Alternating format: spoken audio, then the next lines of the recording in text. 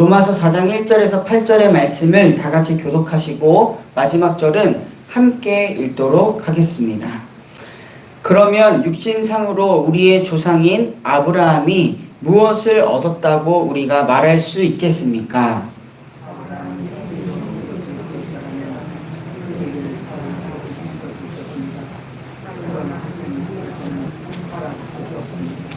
성경이 무엇이라고 말합니까? 아브라함이 하나님을 믿으니 하나님께서 그를 의롭다 여기셨다 하였습니다.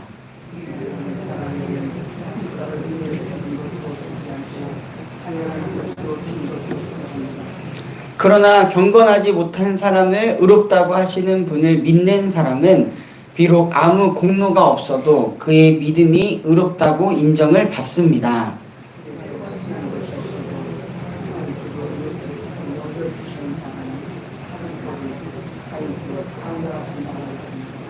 하나님께서 잘못을 용서해 주시고 죄를 덮어 주신 사람은 복이 있다.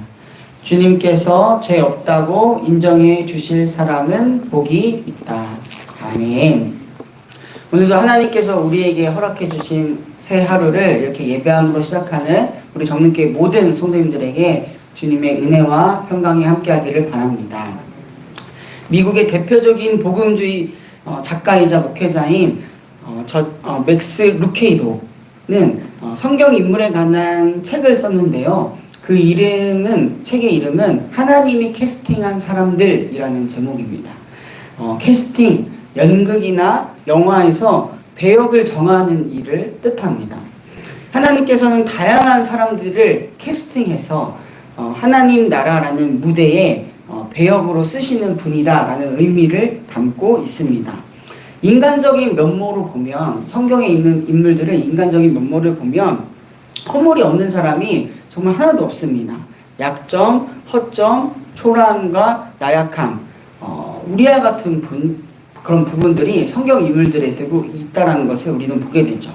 하나님은 그렇게 평범해 보이고 때로는 보잘것없어 보이는 사람에게도 찾아오셔서 나와 함께 일하지 않겠느냐 말씀하시며 캐스팅한 분이시다라는 것이 이 책의 주된 내용이었습니다. 우리가 함께 읽은 본문에서는 성경 인물인 아브라함에 대해서 잠시 언급을 합니다. 그가 어떻게 믿음의 조상이 되었는가에 대한 해석이 하나 등장하는데요. 아브라함은 창세기 12장을 보면 하나님의 명령에 따라 아버지인 데라 집인 갈대아 우르를 떠나 가나안으로 가게 됩니다. 창세기 12장 1절에서 2절에는 하나님께서 아브라함을 캐스팅한 사건이 일어나거든요. 제가 읽어드리겠습니다. 주님께서 아브라함에게 말씀하셨다. 너는 내가 살고 있는 땅과 내가 난 곳과 너의 아버지 집을 떠나서 내가 보여주는 땅으로 가거라. 내가 너로 큰 민족이 되게 하고 너에게 복을 주어 내가 크게 이름을 떨치게 하겠다. 너는 복의 근원이 될 것이라. 아멘. 오랜 기간 동안 마음을 두고 살았고 적응한 고향을 떠난다는 일은 결코 쉬운 일이 아닙니다. 저 역시도 그랬던 것 같고요. 특히 나이가 들어서는 더 그럴 겁니다. 이때 아브라함의 나이가 75세라고 성경은 기록되어 있습니다. 그 시절은 또한 부족 중심의 사회였기 때문에 나의 부족을 벗어나 다른 곳으로 이주한다는 것은 더 큰 위험성을 감내해야 하는 일이었습니다. 이렇게 현실적으로는 어려운 일들을 두고도 하나님의 캐스팅, 하나님의 말씀을 따라서 순종한 아브라함의 모습을 우리는 창세기 12장에서 볼 수 있습니다. 내 삶의 인도자가, 또한 내 삶의 주인인 하나님이 말씀하셨으니 자신의 계획과 안정은 그 다음 문제였습니다. 비록 미래가 불투명하더라도 오히려 부정적이더라도 하나님의 말씀을 순종한 아브라함의 모습을 우리 만날 수 있죠. 또한 이후 아브라함은 하나님의 은혜로 재산이 엄청 풍족해집니다. 일꾼도 많아서 조카인 롯과 같이 살 수 없는 상태가 되었습니다. 왜냐하면 아브라함과 롯의 일꾼들 사이에서 서로 다툼이 일어나는 일들이 종종 일어났기 때문이었죠. 그래서 아브라함은 롯에게 분가를 제안하고 원하는 땅을 가질 수 있도록 배려해 주었습니다. 창세기 13장 8절에서 9절을 보면 다음과 같이 기록되어 있습니다. 아브라함이 롯에게 말하였다. 너와 나 사이에 그리고 너의 목자들과 나의 목자들 사이에 어떠한 다툼도 있어서는 안 된다. 우리는 한 핏줄이 아니냐. 내가 보는 앞에 땅이 얼마든지 있으니 따로 떨어져서 살자. 내가 왼쪽으로 가면 나는 오른쪽으로 가고 내가 오른쪽으로 가면 나는 왼쪽으로 가겠다. 연장자인 아브라함이 내가 이 땅에서 이렇게 살기로 결정했으니까 너는 내가 살기로 한 땅 밖에서 살아라. 이렇게 충분히 말할 수 있는 상황에도 불구하고 그렇게 하지 않았습니다. 그래서 롯은 자신의 눈에 보기 정말 좋은 소돔 땅으로 이사를 하게 되죠. 아브라함에게는 그럴 만한 이유가 있었습니다. 왜냐하면 아브라함은 바로 자신과 함께 하시는 하나님, 이제껏 자신의 삶을 인도하시는 하나님을 신뢰했기 때문에 자신이 어디에 있든지 하나님이 함께 하시니 괜찮다라는 믿음이 있었기 때문이었습니다. 그리고 이러한 믿음의 여정에서 정말 아브라함이 결정적으로 믿음의 조상이라 일컬음 받게 된 것은 그가 100세에 얻은 아들 이삭을 하나님께 바치라라는 명령에 순종한 모습 때문이 아니었을까 생각을 합니다. 100세에 정말 얻은 귀한 아들, 근데 하나님의 명령에 아브라함은 어떻게 반응했었나요? 하나님 지금 장난하시나요? 저에게 큰 민족을 이루겠다고 하시면서 어렵게 아들도 허락해 주셨는데 그 아들을 바치라니요. 이런 반응이 아니었고요. 하나님의 명령을 들은 아브라함의 반응을 성경은 다음과 같이 기록을 합니다. 창세기 22장 3절에 기록되어 있는데요. 아브라함이 다음날 아침에 일찍 일어나서 나귀와 등에 안장을 얹었다. 그는 두 종과 아들 이삭에게도 길을 떠날 준비를 시켰다. 번제에 쓸 장작을 다 쪼개고 가지고 그는 하나님이 그에게 말씀하신 그곳으로 길을 떠났다.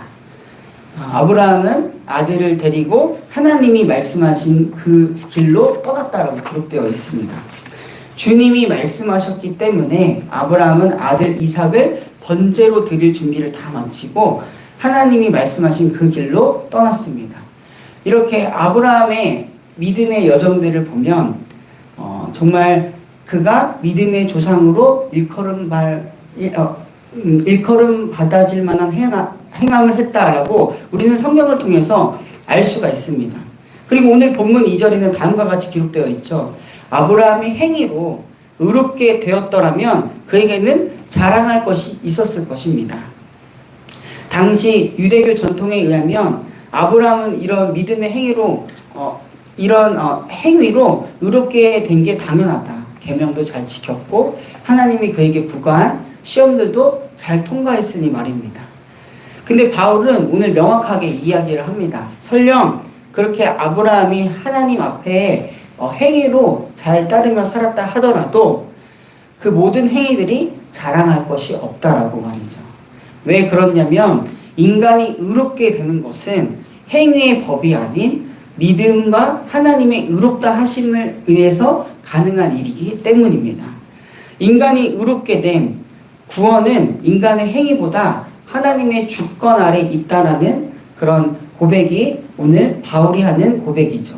이에 비춰봤을 때 아무리 뛰어난 믿음의 조상 아브라함도 이 원칙에서는 예의가 될 수 없다라고 말한 것입니다. 그리고 여기 있는 우리도 하나님과 함께하는 여정 가운데 하나님이 우리의 삶을 의롭다 하셨기 때문에 그 은혜로 우리가 하나님의 자녀, 하나님의 백성으로 이 자리에 서 있음을 우리는 믿음으로 고백해야 할 것입니다. 이러한 삶의 태도의 연장선으로 바울은 다윗의 말을 빌려서 오늘 본문과 같이 이야기를 합니다. 하나님께서 잘못을 용서해 주시고 죄를 덮어주신 사람은 복이 있다. 하나님이 주체자가 되는 것이죠. 주님께서 죄 없다고 인정해 주실 사람은 복이 있다. 주님께서 믿음과 의로움의 주체가 되어 주시는 것이죠. 분명 하나님 앞에 죄인이지만 하나님께서 죄를 덮어주시고 죄가 없다고 인정해 주시기에 우리는 복 있는 사람, 구원받는 사람으로 살아갈 수 있는 것입니다. 그러기에 오늘 하나님의 구원 아래에 있는 삶은 겸손할 수밖에 없습니다. 우리의 행위로 이루어진 것이 아니기 때문이죠. 만약 행위로 받을 수 있었고 그렇게 이룬 구원이었다면 겸손이란 찾아볼 수 없겠죠. 우리가 하나님의 자녀됨은 우리의 그 어떤 행위보다 의롭다 해주시는 하나님의 은혜가 있기에 이루어진 일입니다. 바울은 이 은혜를 더 크게 전하고자 유대 민족이 생각하는 믿음의 조상인 아브라함을 예로 든 것입니다. 우리 사랑하는 성도님들, 이러한 놀라운 은혜와 신비 아래 우리는 구원받은 백성, 구원받은 하나님의 자녀로 살아가고 있음을 오늘도 잊지 마시기를 바랍니다. 하나님의 놀라운 구원의 경륜을 바라보며 내가 정말 하나님의 크신 은혜 아래 있구나, 내가 하나님의 복을 받아 사는구나 고백하며 겸손하게 오늘을 살아갈 때 하나님께서 우리에게 바라시는 믿음의 모습을 지니고 살아가는 것인 줄 믿습니다. 또한 하나님께서 올 한 해 아브라함과 같이 우리 함께, 나와 함께 살아가지 않을래, 일하지 않을래 캐스팅한 순간순간들이 있을 것입니다. 그럴 때마다 본문의 아브라함 같이 정말 믿음으로 하나님과 함께하는 복된 우리의 삶이 되기를 바랍니다. 그러면 정말 올 한 해 하나님으로 인해서 더 기뻐하는 일들, 내 영혼이 가득 차는 일들이 넘쳐날 줄로 믿습니다. 제가 기도하고 말씀 마치도록 하겠습니다. 사랑하는 주님, 오늘도 우리에게 새로운 하루를 허락해 주신 그 은혜에 감사드립니다. 정말 하나님의 말씀에 순종하고 무엇보다 하나님께서 우리를 의롭다 하셨기 때문에 우리가 하나님의 자녀, 하나님의 백성으로 살아가고 있다라는 그 사실을 잊지 않게 하소서. 오늘도 하나님의 그 은혜 아래 겸손하게 살아가게 하시고 정말 우리에게 주어진 사명을 묵묵히 순종하며 잘 감당하는 우리 전능교회 모든 교우들 되게 하여 주시옵소서. 평화의 왕이신 주님, 나라와 민족 세계를 위하여 기도합니다. 여전히 전쟁과 또한 그로 인한 분열로 인하여 신음하고 있는 이 세계를 긍휼히 여겨 주시옵소서. 더 이상 무고한 생명이 희생당하지 않게 하시고 주님의 보호하심을 의지하는 온 열방 되게 하소서. 이제는 그 한계선을 넘은 기후 위기와 그로 인한 자연재해도 계속되고 있음을 보게 됩니다. 하나님, 아파하는 피조 세계를 긍휼히 여겨주시고 회복시켜 주시옵소서. 반목이 커지는 이 나라의 정치 상황에서도 하나님 다툼과 분열보다는 주님의 평안과 질서로 메워주시기를 간절하게 기도합니다. 하나님의 다스리심을 고백하며 살아가는 온 열방, 이 나라와 민족 되게 하여 주시옵소서. 몸과 마음, 영혼이 아픈 환우들이 있습니다. 병으로 인하여 쓸쓸하고 외로운 마음 주님께서 채워주시고 지치는 마음을 주님께서 어루만져 주시기를 간절히 원합니다. 병상 중에서도 함께 하시는 주님의 은혜, 새 힘을 주시는 주님의 은혜를 경험하게 하소서. 함께하는 그 가정 또한 기억하여 주시옵소서. 하나님, 한 주를 시작합니다. 무엇보다 우리와 함께 하시는 하나님을 바라보며 하루하루 살아가는 한 주가 되게 하시고 하나님께서 우리의 삶에 허락해 주시는 아름다운 열매들을 보고 맺는 한 주 되도록 축복하여 주시옵소서. 이 시간 주님께 마음과 정성을 드림이 있습니다. 하나님, 그 마음을 받아주시고 기억하여 주시옵소서. 이 예물이 정말 하나님 나라를 위하여서 귀하게 쓰임받는 예물 되도록 하나님 축복하여 주시옵소서. 이 시간 각자의 기도의 제목을 가지고 하나님께 나왔습니다. 우리의 작은 기도 소리도, 우리의 모든 마음도 아시는 주님, 모든 것을 주님께 털어놓으니 하나님 우리의 기도를 들으시고 하나님의 방법과 하나님의 뜻대로 응답하여 주시옵소서.